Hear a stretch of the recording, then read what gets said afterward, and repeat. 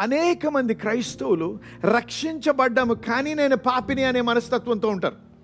రక్షించబడిన పాపిగా ఎవడు ఉండలేడు. అయితే నువ్వు రక్షణ పొందావు, నువ్వు నీతిమంతుడిగా ఎంచబడుతున్నావు, లేకపోతే నువ్వు పాపివే.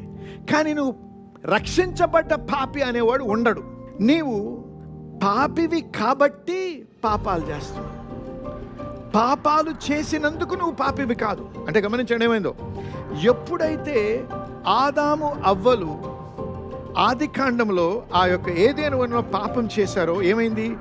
దేవుని స్వభావము, ద నేచర్ ఆఫ్ గాడ్, దేవుని స్వభావం వాళ్ళని విడిచి వారు ఎవరికైతే లోబడ్డారో ఆ సాతాను స్వభావాన్ని వారు స్వీకరించారు. అప్పుడు సాతాను స్వభావం, డెవిల్స్ నేచర్ ఏంటి? డెత్. ఏమొచ్చింది? మరణం అనేది వచ్చింది. సాతాను యొక్క స్వభావాన్ని బట్టి పాపివి కాబట్టి పాపాలు చేస్తాం. కానీ ఎప్పుడైతే ఒక వ్యక్తి రక్షించబడతాడో ఆ పాపపు స్వభావం తీసివేయబడి ఒక నూతన సృష్టిగా స్థిరపరచబడతావు. హల్లెలూయా.